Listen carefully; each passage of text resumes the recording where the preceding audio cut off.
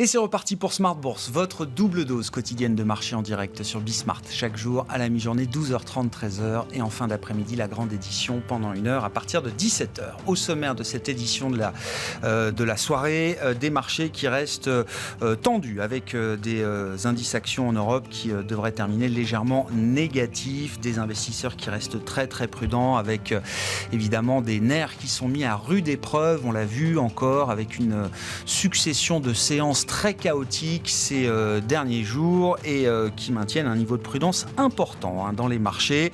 On voit d'ailleurs que le Nasdaq, après le rebond spectaculaire de vendredi, ne tient pas pour l'instant. On est en baisse de plus de 1% sur les marchés américains, sur le Nasdaq précisément, après l'ouverture à Wall Street. Des investisseurs qui ont digéré les très mauvaises statistiques chinoises pour le mois d'avril, publiées ce matin, sans grande surprise, mais qui viennent confirmer, oui, que l'activité en Chine est pas loin d'être à l'arrêt total depuis la mise en place de confinement et de mesures sanitaires strictes, notamment autour de Shanghai. Les autorités chinoises communiquent énormément sur la politique zéro Covid et laissent entrevoir la possibilité d'un retour à la vie normale à Shanghai au cours du mois de juin. Voilà les perspectives qui ont pu être données ce matin par les autorités chinoises. Sur le front des devises, beaucoup de volatilité depuis quelques semaines. La volatilité des grandes devises, des devises majeures a explosé ces dernières semaines. On surveille bien sûr le yuan chinois qui a décroché de plus de 6% depuis un mois. Et puis toutes les autres grandes devises craquent face au roi dollar. On a vu le franc suisse qui dépassait la parité contre dollar. Et puis bien sûr l'euro qui reste sur une baisse spectaculaire enchaînée ces dernières semaines et qui n'arrive pas à s'en relever malgré les communications toujours plus agressives des membres de la Banque Centrale Européenne. Le gouverneur de la Banque de France, François Villeroy-Gallo, affirmait d'ailleurs de manière assez explicite que oui, l'euro était désormais surveillé de près par la Banque Centrale Européenne. Non pas que la BCE pilote le taux de change, mais la BCE fait attention à la stabilité des prix. Un euro trop faible, évidemment, c'est un risque pour le mandat avec l'inflation importée qui vient encore aggraver la situation inflationniste en zone euro. L'euro-dollar qui reste pour l'instant scotché à 1,04 au plus bas depuis quelques années maintenant. Voilà pour les sujets que nous allons aborder dans un instant avec nos invités de Planète Marché. Puis dans le dernier quart d'heure, nous parlerons marché bien sûr avec un secteur qui se distingue depuis le début de l'année, le secteur des télécoms qui profite avant tout de l'aversion au risque, le secteur des télécoms qui offre une forte récurrence de cash flow, du dividende et puis des valorisations qui sont basses après un de-rating de plusieurs années. On voit d'ailleurs des performances assez spectaculaires depuis le début de l'année dans ce secteur des télécoms avec des plus 20% depuis le 1er janvier pour des valeurs comme Orange, Telefonica ou encore le néerlandais KPN. C'est Thomas Coudry qui sera avec nous dans le dernier quart d'heure de Smart Bourse pour évoquer la situation boursière des telcos, analyste et spécialiste du secteur chez Bryan Garnier, avec nous à partir de 17h45.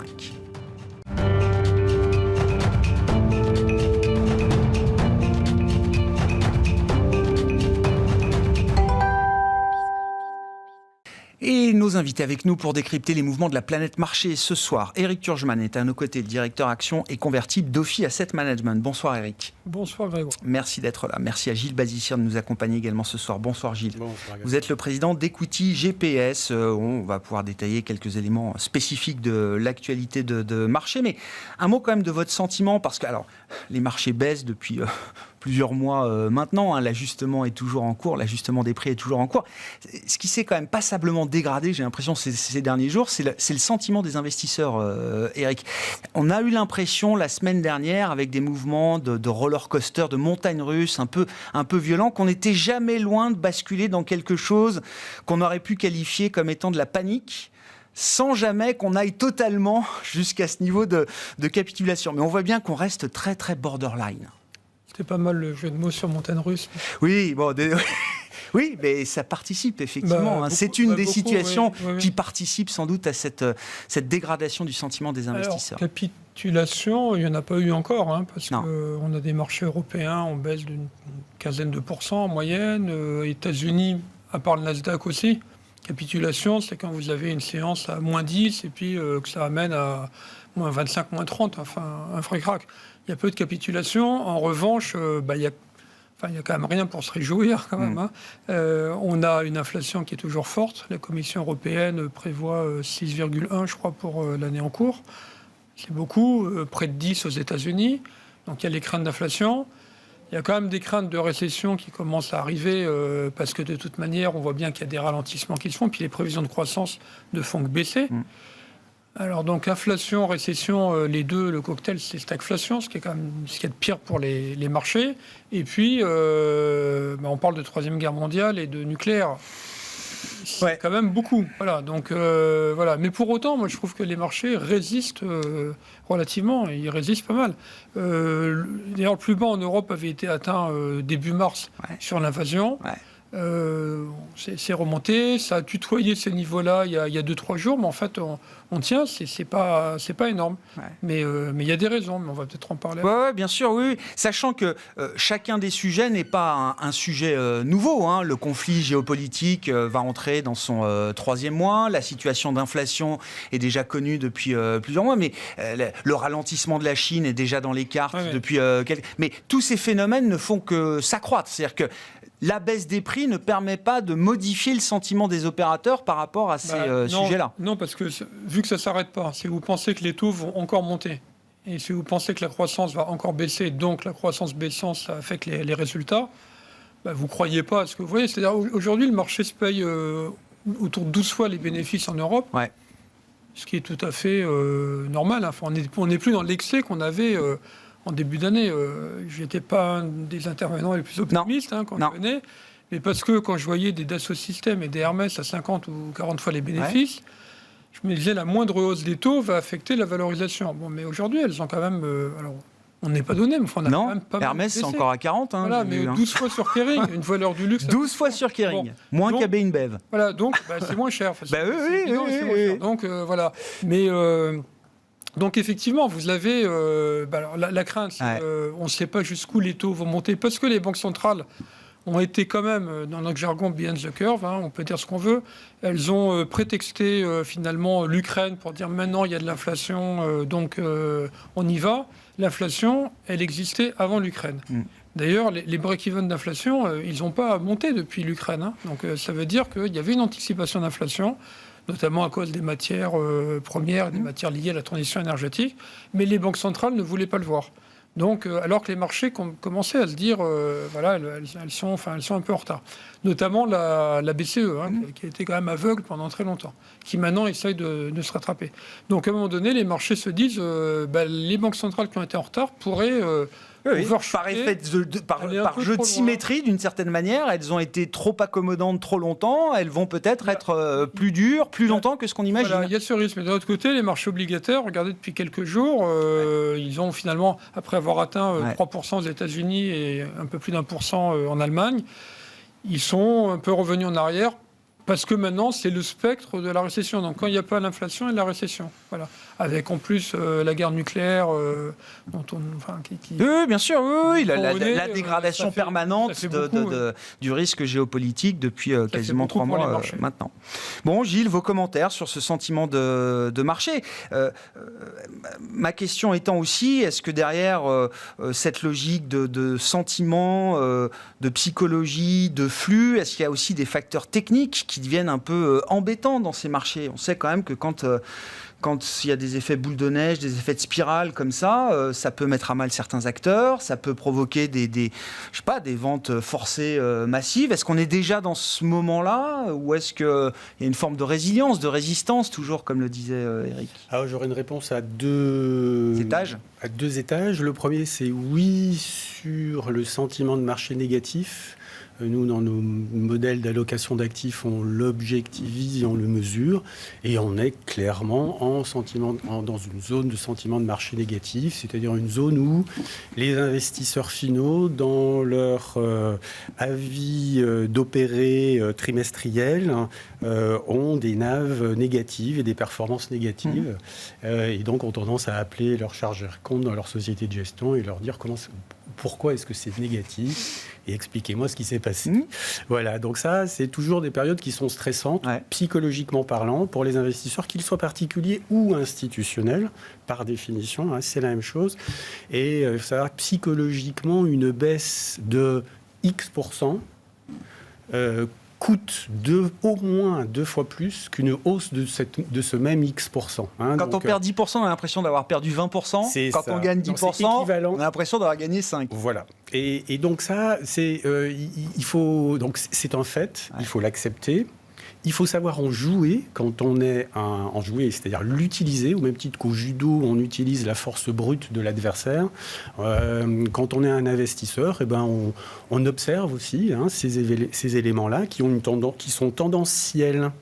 Une fois que c'est installé pour un temps. Alors, on ne sait jamais quand ça se termine, mais c'est installé pour un temps. Et clairement, nos indicateurs de sentiment de marché sont négatifs depuis un moment. Et dans l'histoire, c'est 18% du temps à peu près où on a des situations qui sont propices à des commentaires négatifs de par des net asset value négatives et des performances négatives dans ses fonds et dans son épargne.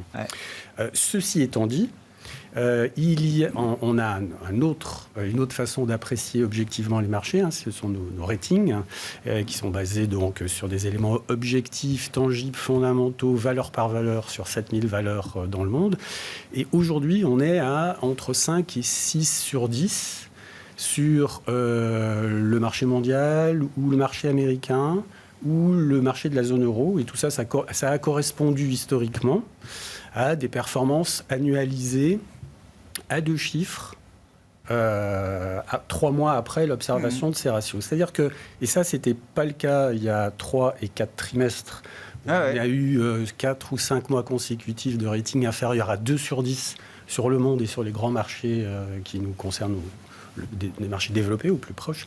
Donc là, la baisse, tout ça, ça veut dire quoi? En résumé, la baisse des marchés depuis 3 à 4 trimestres nous paraît être intéressante pour l'investisseur à moyen terme parce que ça reconstitue une espérance de gain, un potentiel de performance. Bien sûr. Si on l'analyse également à l'aune de tous les fondamentaux et de la macroéconomie. Par contre, force est de constater qu'à plus court terme, que le sentiment de marché est devenu négatif et qu'en règle générale, il faut des catalyseurs pour renverser cela. Et catalyseurs autres qu'un bon rating equity GPS, qui n'est pas parfaitement bon à l'heure actuelle, mais qui est revenu dans une zone constructive. Et ça, c'est au niveau des indices dans leur ensemble. Bien sûr, quand on plonge dans les secteurs et les valeurs, ça veut dire qu'on a beaucoup de situations très intéressantes selon nous, aujourd'hui, sur les marchés actions des pays développés. Juste une petite question quand même. Est-ce qu'à partir de ces niveaux de baisse de marché actions, notamment une quinzaine de pourcents, un peu plus peut-être pour le Nasdaq, est-ce que les clients se rachètent aujourd'hui? Enfin, à partir de quelle baisse est-ce que les clients commencent à appeler effectivement les gestions sous mandat ou collective en disant moi, là, j'ai trop perdu, je sors. Même si c'est peut-être une décision qui intervient au mauvais moment. Vendre quand on a déjà perdu 15-20%, mais le phénomène de rédemption, de rachat, certains stratégistes le craignent en disant attention, c'est peut-être maintenant qu'on va avoir ce phénomène qui va venir amener une forme de capitulation. On le voit pas pour l'instant. D'accord. Ensuite, il faut savoir que les clients, ça fait 30 ans qu'il y a eu des chocs terribles, qu'éventuellement ils ont vendu dans le creux. Et que 5 ou 6 ans plus tard, ils se mordent les doigts en se disant ça rebondit. Donc à un moment donné, ils se disent finalement, allez, peut-être qu'ils ont tort, mais ça finira par rebondir. Je monte même pas à 87, mais plus près de nous, la bulle techno en 2001, 2008, 2015, où je crois que ça avait pas mal baissé. Et à chaque fois, on est beaucoup plus haut. Donc à un moment donné, ils se disent, quelles qu'en soient les raisons, ça remontera. Quant à la géopolitique, alors c'est vraiment cynique, mais ça n'a jamais fait les cours de bourse. Jamais. Voilà. Depuis, il y a eu... Là, c'est terrible ce qui se passe aujourd'hui. Sur le coup, ça s'effondre. Il y a eu la guerre en Irak, en 90, où le marché avait perdu 30% au mois d'août 90. Ça finit par remonter. C'est très... Oui. Enfin, ça a quand même bien amoindri la croissance, ça a quand même bien augmenté le niveau d'inflation. Enfin, ça a eu des impacts quand même qui se sont retrouvés dans les cours de bourse. Ce que je veux dire, c'est que quelques années plus tard, à un moment donné, on a oublié. Alors, c'est très moral et tout, mais à un moment donné, les investisseurs se disent on ne va pas regarder ça. Alors maintenant, à part que ça dépend jusqu'où ça va et qu'aujourd'hui, ça pourrait être... Mais les clients n'ont pas craqué encore. Les clients n'ont pas craqué. Non. D'accord. Xavier Patrolin, qu'on accueille, le président d'Albatros Capital. Bon, on était sur le sentiment de marché, mais ce que je trouve que c'est intéressant de parler du sentiment à ce moment où les prix ont quand même déjà beaucoup ajusté, où il y a déjà beaucoup de nouvelles sur la table, en tout cas, dont on parle régulièrement tous les jours. Il n'y a pas de surprise par rapport à la situation globale macro qu'on décrit tous les jours, et pourtant, le sentiment est quand même toujours plus négatif. Si, il y a quand même une petite surprise. Enfin, il y a deux surprises. Bon, une surprise qui n'a rien à voir avec l'inflation, qui est quand même un conflit sur le continent européen, interétatique, selon ce que l'on n'a pas connu depuis 70 ans, depuis la Deuxième Guerre mondiale. Donc c'est là-dessus que je vais légèrement différer. Les conséquences géopolitiques pour l'économie européenne et pour les marchés européens pourraient être importantes sur le moyen terme. En prenant comme hypothèse que ce que l'on connaît avec la Russie actuellement, c'est les débuts de quelque chose, que la Russie est probablement rentrée sur une logique de moyen terme, il y aura des allers-retours, mais que ça ne se limite probablement pas au continent, à l'Ukraine, et qu'on est obligé, même si la probabilité reste, il faut la quantifier, je ne suis pas habilité à le faire, mais on doit le quantifier. Et ça a des conséquences certaines pour nos équilibres budgétaires, ça a des conséquences certaines pour des excédents courants. Pensez à la seule Allemagne, qui voit en quelques mois sa situation déficitaire du point de vue énergétique et ses excédents commerciaux vis-à-vis de son partenaire, l'Empire du Milieu, ralentir. Donc l'effet sur les balances courantes à moyen terme, sur l'économie allemande et donc sur l'économie européenne ne sont pas négligeables. Mais bon, là, je fais de la politique fiction. Pour en revenir à ta question, le sentiment, je ne suis pas sûr que les marchés les investisseurs soient très sentimentalistes. Au fond, ce qui est en train de se passer, c'est qu'ils ont vécu depuis 10 ans, 15 ans, 20 ans avec un mécanisme de réassurance des banques centrales. Et ça s'est particulièrement amplifié depuis Lehman Brothers. Puisqu'au fond, il fallait combattre l'autre mal, qui est le mal symétrique, un peu dans un visage de Janus, qui était la déflation. Et pour la déflation, toutes les armes étaient utilisables. Et donc les marchés ont été extrêmement réassurés. Quand tu rentres dans une séquence où le régime d'inflation est en train de changer, peut changer, à ce moment-là, la courbe de réaction des banques centrales ne devient plus du tout linéaire. On n'est plus dans la forward guidance, on est dans la convexité. Et les marchés commencent à probabiliser ce risque. Parce qu'effectivement, comme tu l'as très bien dit, toutes les banques centrales sont en retard, mais enfin, la banque centrale qui est le plus en retard, me semble-t-il, reste la Fed avec un policy mix, ça, c'est mon dada, ça, mais un policy mix, c'est-à-dire équilibre politique budgétaire, Joe Biden, combinaison de Joe Biden et de Jerome Powell, complètement détonnant. Reprenez les propos qui sont tenus depuis quasiment 2 ans, en expliquant qu'on chauffait à blanc l'économie américaine et que c'était porteur. On ne parlait pas de l'Ukraine à l'époque.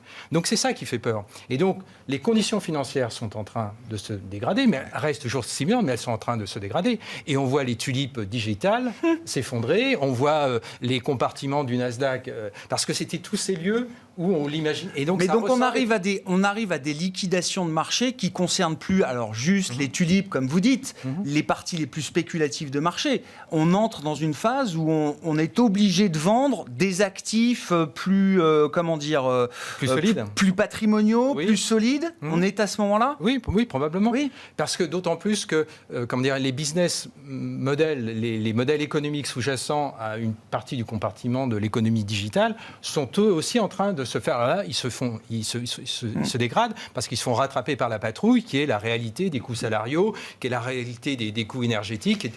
Un Amazon, il y a toute une série de coûts dont il ne peut pas s'émanciper. Prenez les diatribes de Jeff Bezos actuellement à l'égard de Joe Biden sur la politique fiscale. Vous avez une petite idée de ce qui est en train de se passer chez Amazon en termes de coûts. Donc ça aussi, c'est pas uniquement une logique purement financière. J'ai perdu énormément sur le Bitcoin, sur les monnaies numériques, donc je vais aller faire dégager. Non, c'est aussi que l'économie, la réalité, si j'ose dire, est en train de se développer. Et ça perturbe les marchés. Mais pour en venir à la valorisation, moi, je suis pas profondément inquiet. Pourquoi ? Parce que les taux réels, quand on déflate les taux nominaux souverains de l'inflation, alors l'inflation contemporaine, évidemment, là, il n'y a pas... oui.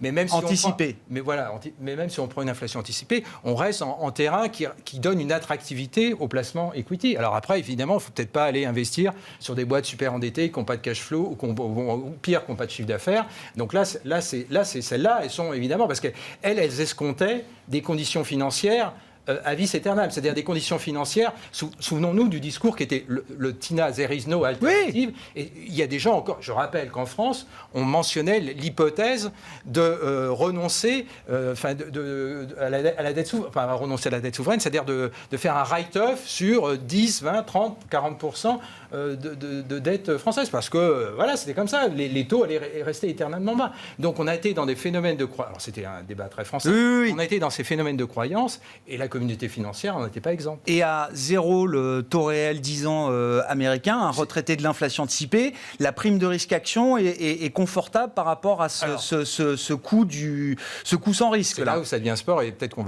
aura un débat. Parce que oui, rapidement, en instantané, parce qu'on a des agrégats qui restent... Moi, ce qui me frappe, pour l'instant, j'ai jamais vu. Alors ça me rappelle, la bulle techno. Mais la bulle techno, les earnings, ils commençaient à downturner. Là, j'ai jamais vu, honnêtement, à ce stade, j'ai jamais vu, rarement vu, un phénomène de baisse de marché avec des agrégats qui restent aussi puissants. Ouais. Ça commence à se dégrader dans certains secteurs, mais globalement, en consolidé, ils restent puissants. Donc, la question, c'est est-ce qu'on a un effet rétroviseur ? Parce que tout ça, tu vas me dire, tout ça, c'est l'image... C'est intégré. Voilà, c'est intégré. Devant, il y a du verglas, il y a de la brume, il y a des lacets, il y a tout ce que tu veux. Donc, attention, ça va... Et auquel cas, la prime de risque... mais c'est pas tellement mon point de vue. J'ai plutôt le sentiment que l'économie reste malgré tout solide. On rentre dans un phénomène... Il ne faut pas confondre ralentissement et récession. Et encore plus récession bénéficiaire. Et donc, j'ai l'impression que, globalement... Je suis plus à l'aise aujourd'hui avec la valorisation, même si du point de vue géopolitique, j'ai des grandes inquiétudes, qu'avec la valorisation d'il y a 6-9 mois, où là, j'avoue que je commençais à perdre mon latin entre ce que disait Jérôme Powell, le marché du travail et les valorisations. Et alors, ce truc que j'ai toujours pas bien compris, et peut-être je le comprendrai plus tard, c'est les monnaies numériques, j'ai bien compris la blockchain, tout ça, mais comment on pouvait mettre de telles valeurs dans cette espèce de billet de Monopoly numérique. Ça, j'avoue. Et pour moi, la seule explication que j'avais, c'était des grenouilles. Ces grenouilles m'indiquaient qu'il allait pleuvoir et qu'elles allaient se faire lessiver. Et alors, pour l'instant, c'est ce que je vois. Je crache pas sur les gens qui ont osé investir sur les... mais je dis simplement, c'est quelque chose que je ne comprenais pas. Et ça me rappelle 2000... la bulle techno, des trucs que je ne comprenais pas. Il y a des gens qui me parlaient au téléphone, qui me disaient « mais t'as strictement rien compris, c'est des options dans tous les coins.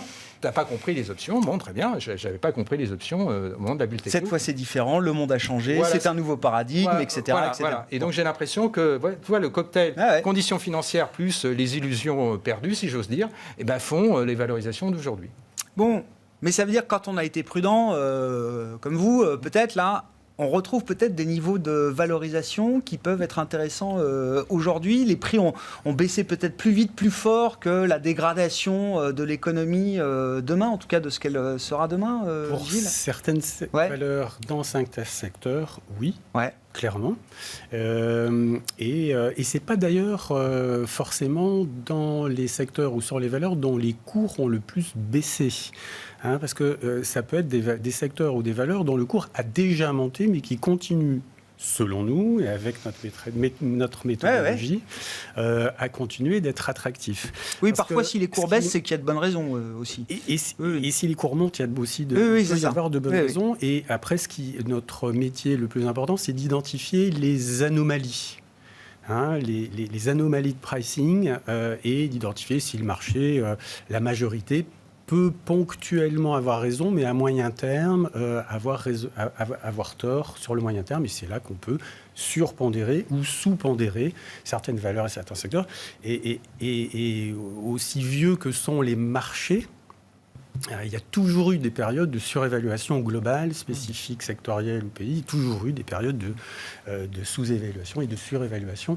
Donc là, on est en train progressivement de sortir d'une période de surévaluation sans doute historique, à l'aune de la stimulation monétaire également historique qu'on a connue pour nous sortir de différentes crises. Donc on ne corrige pas juste la pandémie. Je pense aux GAFAM, où je me dis, tiens, on va corriger les 2 ans de pandémie. Non, c'est quelque chose de plus profond que ça qui est en train de se jouer, y compris pour ces valeurs-là. Oui. On était dans une économie où il y avait des prix négatifs, des taux négatifs, même des prix négatifs. À un moment donné, ponctuellement, le pétrole avait eu un prix négatif. Une économie d'abondance où rien ne coûtait rien, quelque part dans la sapience collective du marché, c'est-à-dire des investisseurs dans leur globalité, moi, il me semble que dans les excès d'il y a 2 ans, 3 ans ou 4 ans, enfin en tout cas il y a 2 ans ou d'un an, il y a 2 ans, le marché, les investisseurs, qui sont quand même des machines à calculer sur le moyen terme. Un investissement action, ça s'analyse à moyen terme. On ne pouvait pas tout parier sur le fait que les taux étaient à zéro et que tout allait obtenir un PE infini. Et donc, clairement, il y a une limite à l'investissement en action, même dans ce déluge de cash dans le système, qui est d'abord profité au pouvoir d'achat, ensuite aux investissements financiers, et enfin, à la fin, au bout d'un moment, c'est aller ailleurs. Et cet ailleurs a été effectivement des rêves à plus ou moins long terme, qui certains se réaliseront, la plupart ne se réaliseront pas et finiront mal. Il y a certaines sociétés qui payaient leur coût d'exploitation avec des augmentations de capital. Bon, au bout d'un moment, ça s'arrête. Ça s'arrête quand ça s'arrête quand ça s'arrête. Et en particulier, quand on passe de taux de 0,5% aux États-Unis à 3%, et ça en moins d'un an, c'est sûr qu'il y a tout un pan du marché qui le ressent fortement. Bon. Qu'est-ce qui est concrètement, c'était ma question. Concrètement, qu'est-ce qui paraît intéressant aujourd'hui, justement ? En sectoriel, parce que l'analyse géographique est moins fine qu'une analyse sectorielle, à mon sens. Et quand on regarde les secteurs, soit au niveau 1, soit de niveau 3, un petit peu plus détaillés, on se rend compte que la baisse, les problématiques de pouvoir d'achat ont un effet sur les biens de consommation discrétionnaires et sur les capacités de résultats, voire même de chiffre d'affaires de beaucoup de ces sociétés. Et nous, on a des signaux encore négatifs sur beaucoup de ces sociétés qui parfois intégraient des chéris des marchés, comme le luxe en Europe ou autre. À l'inverse, donc également dans la même catégorie, les compagnies aériennes. Entre la hausse des prix du baril, les problématiques de trouver des pilotes, les arrêts en Chine ou ailleurs au gré des rotations des virus au niveau mondial, et puis le flight shame et les problématiques... Sur du moyen terme, vous dites que ça reste un investissement compliqué. On a toujours un rating agrégé sur ce secteur-là de 2 ou 2,5 sur 10, malgré sa sous-performance récente, et le rating reste bas et était bas et le reste.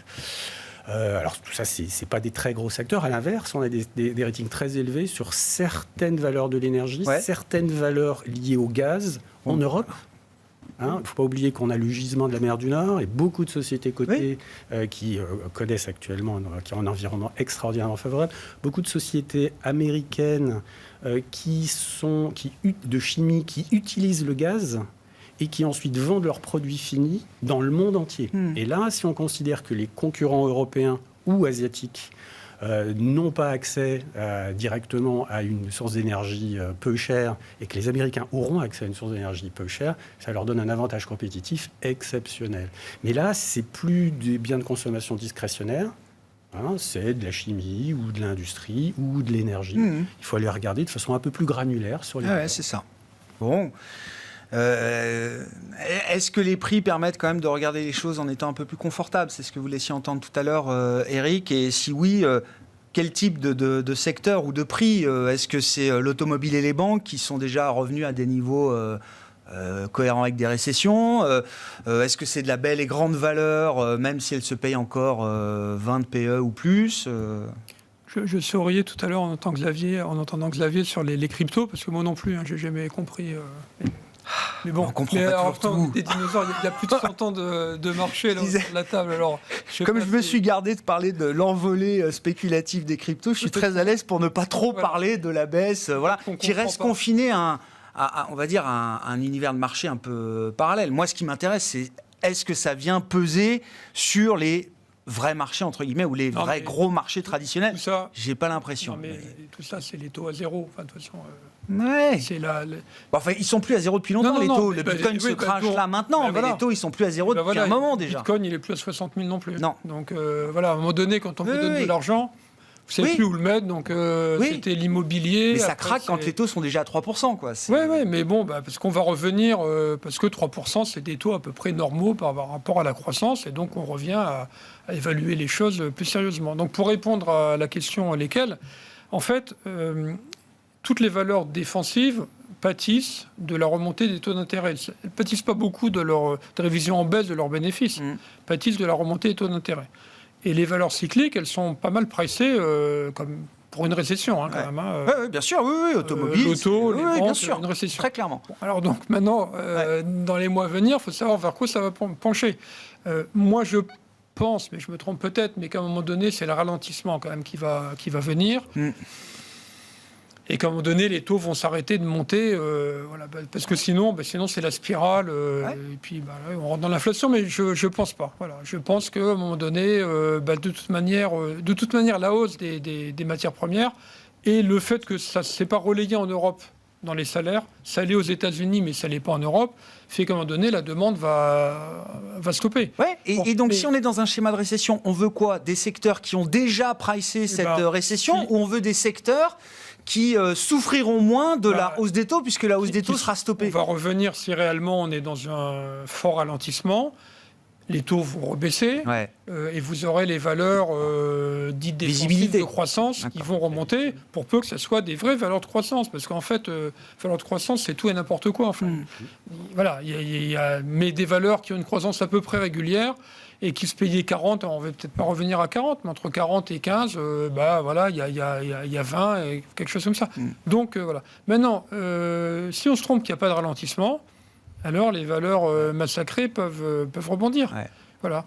Bon, moi, je pense qu'il y aura plutôt un ralentissement. Oui. Donc c'est plutôt la qualité qui dominera. Qui peut revenir, mais dans tout ce qui est bradé, il ne faut pas non plus tout le jeter. Non. Mais ce que disait Xavier, là, c'est impressionnant, effectivement, sur les résultats. Enfin, c'est incroyable.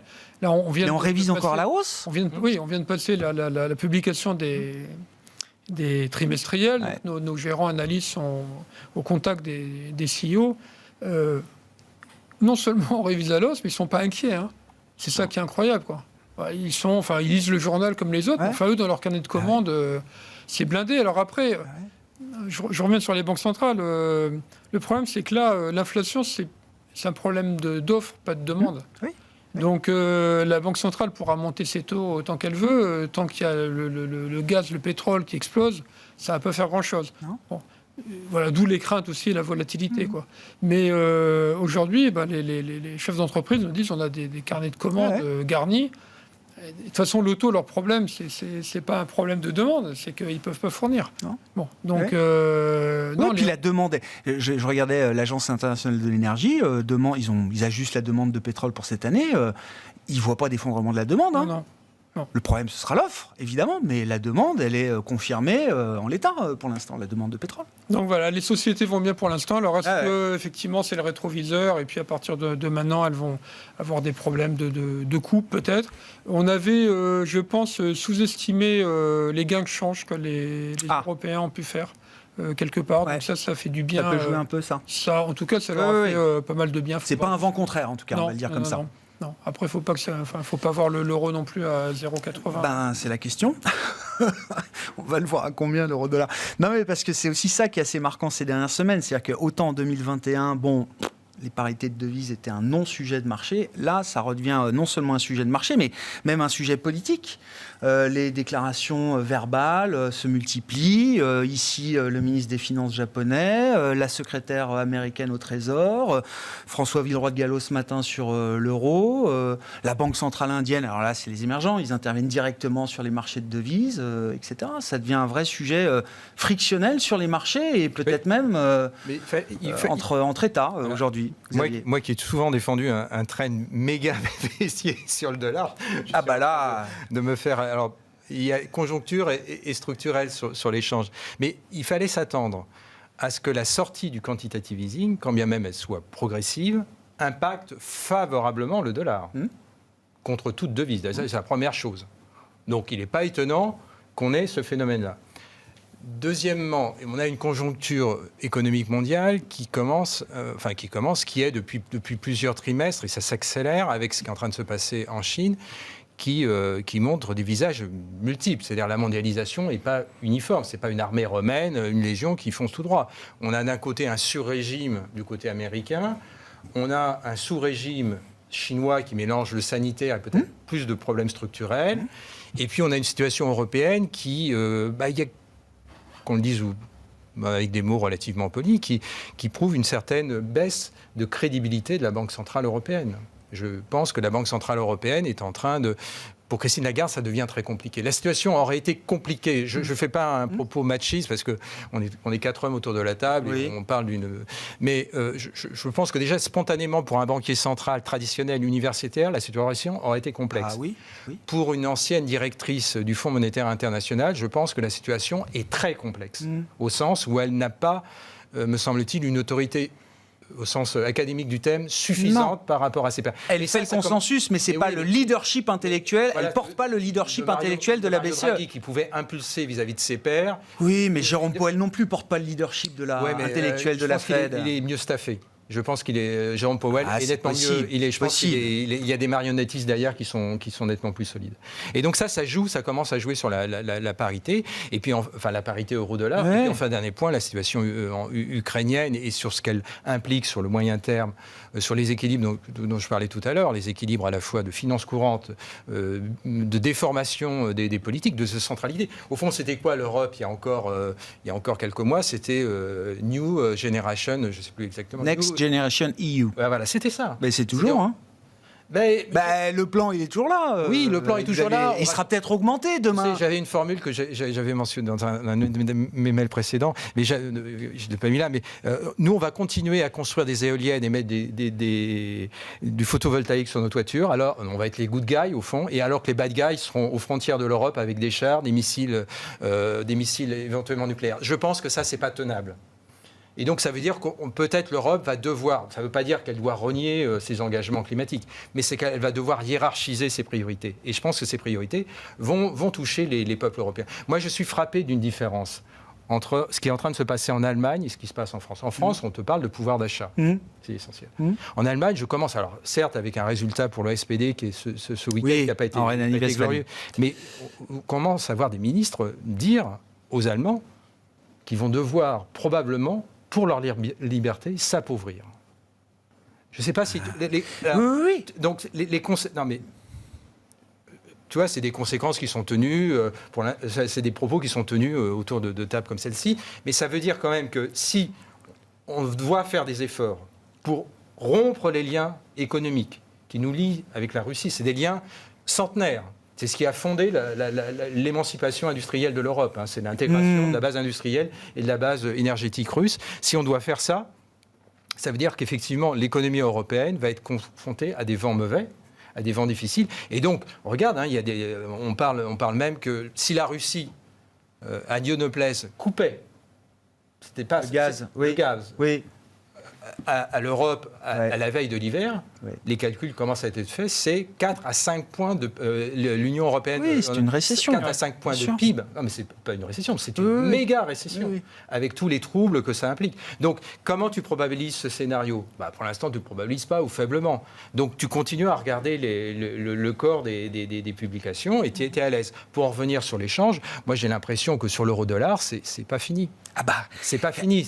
La surenchère verbale de la BCE ne joue absolument pas sur l'euro. Primo, parce qu'elle n'est pas tenue par sa présidente. Deuxio, parce que le marché a compris qu'il y avait encore au sein du Conseil des gouverneurs de profondes divergences entre guillemets, ce que j'appelle la zone marque et la zone qui... c'est que surtout le calendrier n'est pas très favorable pour la BCE. La réunion, c'est le 9 juin, 21 juillet, c'est loin. Et on sait qu'il y aura des décisions prises quand même à ce moment-là. Oui, mais c'est encore loin. Ce que dit le président Villeroy de Galhau, c'est un conseil stratégique et un été tonique.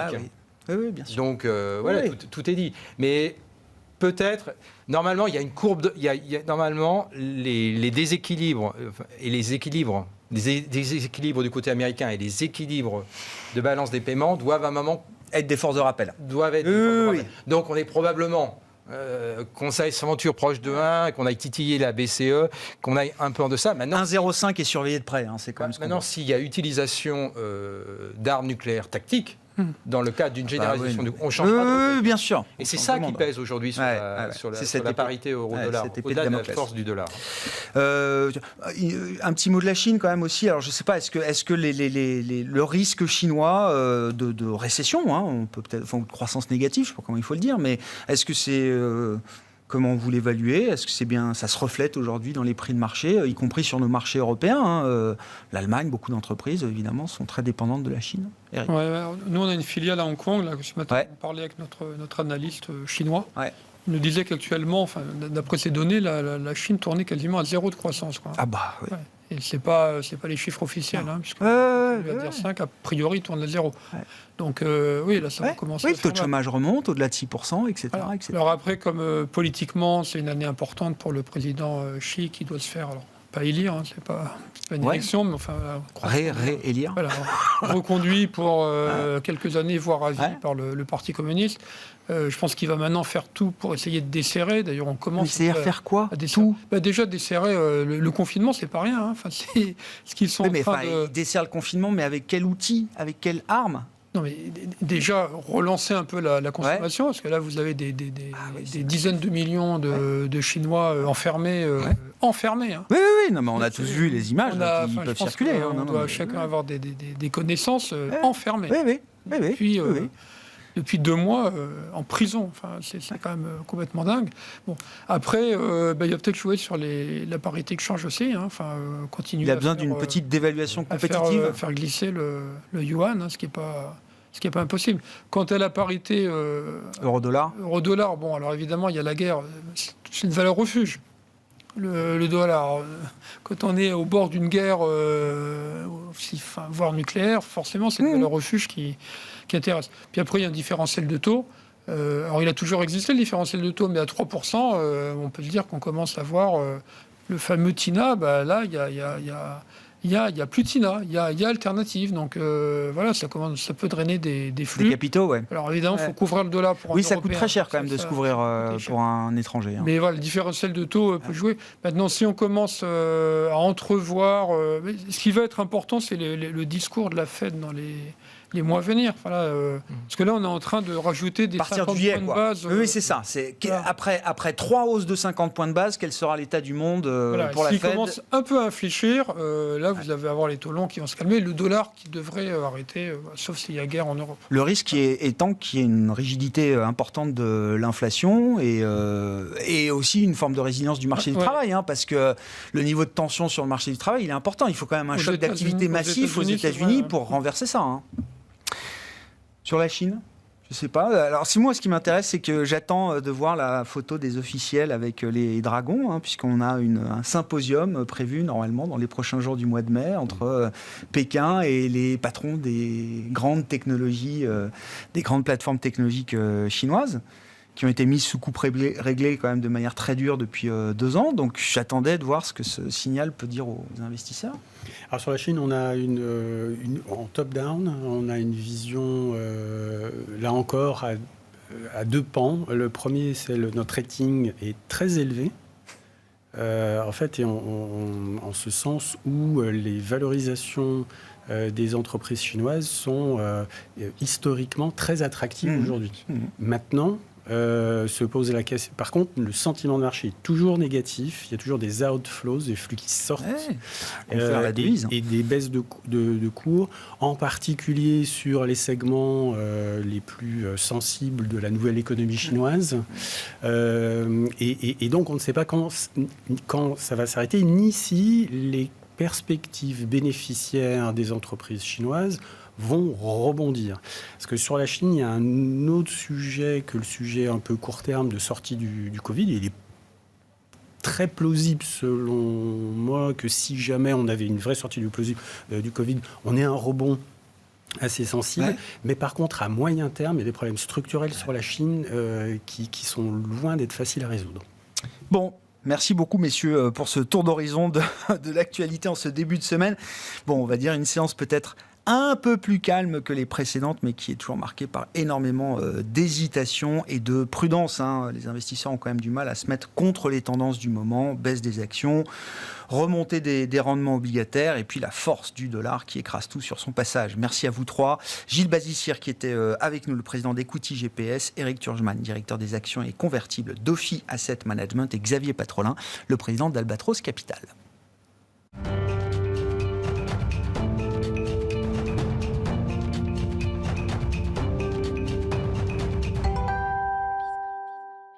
Le dernier quart d'heure de Smart Bourse chaque soir, c'est le quart d'heure thématique. Le thème ce soir, c'est celui du comeback du secteur des télécoms en bourse. Et nous en parlons avec Thomas Coudry, qui est à mes côtés en plateau, analyste et spécialiste du secteur des télécoms chez Bryan Garnier. Bonsoir Thomas.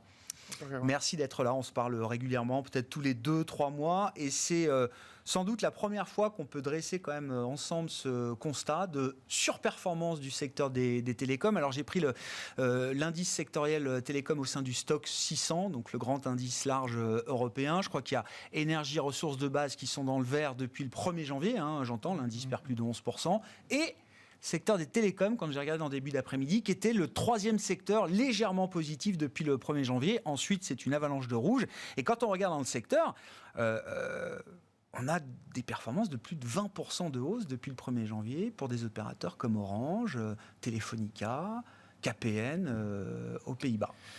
Oui, c'est un vrai comeback. C'est la remontada, comme on dit, voilà, des télécoms. Non, c'est assez frappant. Et puis sur ce plateau même, on s'est suffisamment souvent désolé de la mauvaise perf des opérateurs télécoms que d'ailleurs j'avais parfois du mal à expliquer, notamment dans le contexte Covid. Donc là, voilà, clairement, on a assisté à une forme de rattrapage de ces valeurs-là, qui ont été en effet délaissées par les investisseurs pendant un certain moment. Et puis voilà, c'est un peu de retour aux fondamentaux et on redécouvre quand même un certain nombre d'éléments très positifs de ces valeurs-là. Et c'est vrai qu'il y a des surperformances. Disons qu'Orange, Orange, c'est plus 25%, c'est quasiment 40% de surperf par rapport au CAC. C'est le meilleur titre du secteur, c'est très, très, très, très significatif. Et qu'est-ce qu'on redécouvre alors ? Alors, on découvre des fondamentaux, c'est des valeurs. Alors, pour certaines d'entre elles, même dans les télécoms, il ne faut pas toujours généraliser, mais enfin, pour les grosses valeurs dont on parle, c'est des valeurs qui génèrent du cash. On parlait d'Orange, qui versent des dividendes qui sont relativement généreux, qui offrent une bonne prévisibilité des revenus également, c'est important. Donc voilà, on va dire ces qualités intrinsèques, on les redécouvre. Et puis surtout, dans un climat d'incertitude macroéconomique, c'est des valeurs, ce sont des valeurs qui ne sont pas directement exposées à un certain nombre de risques, notamment les sujets de croissance. Voilà, les valeurs télécoms, c'est pas des valeurs que vous allez arbitrer. Enfin, les dépenses télécoms sont pas des valeurs qui sont arbitrées, en tout cas pas parmi les premières valeurs arbitrées par une ménage. Vous n'allez pas repasser de la fibre à la DSL pour gagner 5 € par mois. Ouais. Vous allez peut-être couper un ou deux services de streaming par là quand vous avez du Netflix, du Disney+, etc. Mais vous n'allez pas résilier votre abonnement télécom, Donc il y a une certaine prévisibilité de ces revenus qui sont très forts, Est-ce que ça en fait des valeurs chères aujourd'hui ? Je rappelle donc, Orange c'est plus 20, le CAC c'est moins 10, moins 12, peut-être un peu plus. Donc ça fait quand même un écart important, même si on regarde la valorisation du secteur ou des grands opérateurs télécoms.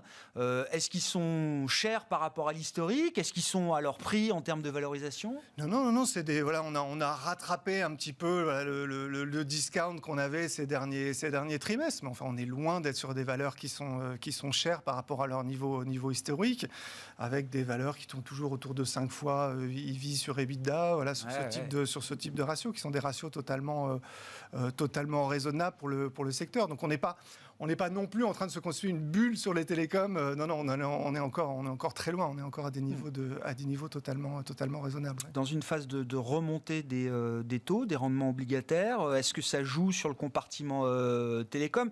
Il y a toujours un peu de dette. Est-ce que effectivement, entre des opérateurs correctement endettés et des opérateurs très endettés, est-ce que le marché fait la distinction aujourd'hui ?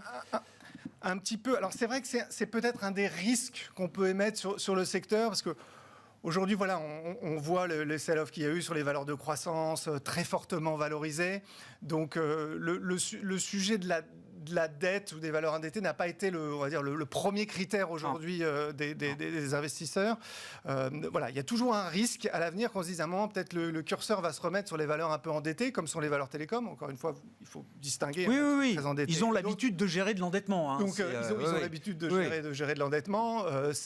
Voilà, encore une fois, il y a des cash flows significatifs en face de ça. Donc, il y a peut-être un risque à un moment que le marché se mette à regarder de ce côté-là. Aujourd'hui, c'est pas un sujet, en tout cas pour les valeurs telco. Ouais. Bon, et puis il y a en plus un peu de M&A qui alimente la chronique de la remontada boursière des télécoms, le M&A du week-end. Donc c'est l'opérateur d'Abu Dhabi, Émirats Arabes Unis. Alors il a changé de nom, moi je l'appelais Etisalat, mais c'est plus Etisalat, c'est Emirates Telecom, je sais pas comment on dit. Bon, bref, on va parler Etisalat. C'est l'opérateur télécom d'Abu Dhabi qui prend une participation de quasiment 10% dans le britannique Vodafone pour 4,4 milliards de dollars. Bon, c'est toujours une bonne opération à prendre en compte pour le secteur. Ça donne une idée de prix, de valorisation. Qu'est-ce qu'on peut dire justement de ce deal aujourd'hui, Thomas ? On voit qu'il y a quand même beaucoup de mouvements autour du capital des opérateurs ces derniers trimestres, depuis le Covid notamment. Ouais. Et ça aussi, ça alimente certainement une part aussi l'intérêt ou le regain d'intérêt des investisseurs sur le secteur. C'est qu'il y a un certain nombre de fonds qui s'y intéressent de près. Donc là, on parle d'un autre opérateur, Etisalat, puis chez Vodafone, il y a aussi Cevian qui est rentré dernièrement aussi, qui essaye de faire bouger, de créer un peu de valeur, de profiter d'un momentum un petit peu plus favorable. Et donc, on a vu, alors on avait souvent parlé des rachats de minoritaires d'un Altice ou d'un Iliad ici. Ouais. Il y a des opérations de M&A qui se multiplient. On voit Orange en Espagne avec MásMóvil en ce moment. Si on reste sur le UK, il y a Vodafone et Three de Hutchison également qui ont l'air d'être en discussion. Donc il se passe en effet beaucoup de choses qui participent, elles aussi, qui sont déclenchées par le fait qu'on avait des valorisations basses, qui participent aussi à, on va dire, un aspect un peu spéculatif aussi aujourd'hui du secteur, parce qu'il y a clairement des opportunités de création de valeur, notamment autour des réseaux. Ça reste un fondamental du secteur. Ben justement, à propos de création de valeur, alors là, ce n'est pas les réseaux en tant que tels, mais j'ai vu à l'occasion de la publication des résultats d'Orange, ils demandent vouloir céder, alors c'est les poteaux et les conduites souterraines en France, j'ai vu ça, qui est quand même visiblement un actif de valeur, puisque les estimations que j'ai vues tournent autour de 8 milliards d'euros. Pourquoi est-ce qu'ils ne veulent pas céder cette partie-là de leurs infrastructures, alors qu'on a l'impression que c'est quand même un peu le sens de l'histoire, de s'alléger des grandes antennes, des poteaux, des conduites souterraines, etc. Oui, alors c'est le sens de l'histoire, mais alors, Orange, à juste titre d'ailleurs, n'a pas été, on va dire, un précurseur sur ces sujets-là, parce que ce n'est pas lui qui avait le plus besoin non plus d'aller faire des cessions d'infrastructures à tout va, comme l'ont fait les opérateurs les plus endettés du secteur, à commencer par Altice, qui a un peu, on va dire, été le précurseur. Alors, il y avait des deals avant, mais voilà. Donc Orange est arrivé un petit peu plus tard sur ces sujets-là, parce qu'il s'est quand même rendu compte qu'il y avait un peu de valeur à créer, que ces infrastructures-là n'étaient pas bien pricées par le marché, mais sans avoir un besoin, on va dire, impérieux d'aller se désendetter, de lever du cash, surtout sans perdre le contrôle de ces infrastructures-là. Les infrastructures chez Orange, ça fait partie de l'actif stratégique et de l'avantage, on va dire, compétitif d'un opérateur historique comme Orange, et on peut appliquer ce même raisonnement à d'autres opérateurs historiques en Europe. Donc forcément, ils y vont de façon plus prudente que d'autres opérateurs. Donc ils ont fait des opérations sur la fibre, ils en ont fait sur le mobile, il y a peut-être des choses sur les tours mobiles, il y a peut-être des choses qui sont d'ailleurs dans les tuyaux aujourd'hui, avec éventuellement des fusions avec d'autres sociétés de tours mobiles en Europe. Mais de là à aller vendre l'ensemble des joyaux de l'entreprise, il n'y a pas de nécessité de le faire, en tout cas au niveau d'Orange. Alors on va voir si ces rumeurs-là étaient vraies ou pas, mais aujourd'hui, ils nient en effet s'intéresser au sujet. Est-ce qu'il y a une fenêtre de tir pour remettre sur la table le sujet de la neutralité du net aujourd'hui, Thomas ? Parce que pouvoir d'achat, parce qu'il faut prendre l'argent là où il est, parce que oui, c'est un sujet qui est un serpent de mer aujourd'hui et qu'on sait que quelques grosses plateformes utilisent une énorme partie de la bande passante des réseaux aujourd'hui, plateformes de streaming ou autres.